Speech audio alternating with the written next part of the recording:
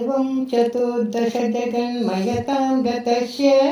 पातालमीश तव पादतलं वदन्ति पादोद्वदेशमपि देवरसातलं ते कुल्फद्वयं खलु महातलमद्भुतात्मन्ये जङ्गे तलातलमतो सुतलं च जानु किञ्चोरुभागयुगलं वितलातले द्वे चोणीतलं जगनमम्बरमङ्घनाभिः वक्षस्थचक्रनिलयस्तव चक्रपाणि ग्रीवामहस्तव मुखं च जनस्तपस्तु पालं शिरस्तव समस्तमयस्य सत्यम् एवं जगन्मयतनो जगताश्रितैरपि अन्यै निबद्धवपुषे भगवन् नमस्ते पद्ब्रह्मरन्ध्र परमेश्वर विश्वकन्द चन्दासि केशवगणास्तपः केशपाशाः उल्लासि चिल्लियुगलं दृगिणस्य गेहं पक्ष्वाणि रात्रिदिवसौ सविता च नेत्रे निःशेष विश्वरचनाक्षकटाक्षमोक्षः कर्णौ दिशो स्वीयुगलं तव नासिके द्वे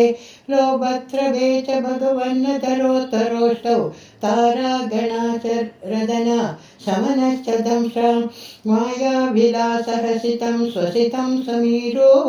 जिह्वाजनं वचनमेष शकुन्दपङ्क्तिः सिद्धादयस्वरगणा मुखरन्ध्रमग्निदेवाभुजा स्तनयुगं तव धर्मदेवः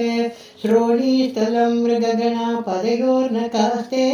हस्त्युच्छसैन्धवमुखा गमनं तु कालः विप्रादिवर्णभवं पतनाब्जबाहुः चारुरुयुग्मचरणं करुणाम्बुधे ते संसारचक्रमयि चक्रधरे क्रियास्ते वीर्यं महासुरगणोऽस्ति कुलानि शैलाः नाड्यसरिसमुदयस्तरवच्चरो मधीयादिदं वपुरनिर्वचनीयमीश ईदृग्जगन्मय वपुस्तव कर्मभाजां कर्मावसानसमये स्मरणीय बाहुः तस्यान्तरात्मवपुषे विमलात्मने ते वातालयाद्दिप नमोऽस्तु निरुन्धिरोगाने सर्वत्र गोविन्दनाम संकीर्तनं गोविन्द गोविन्द।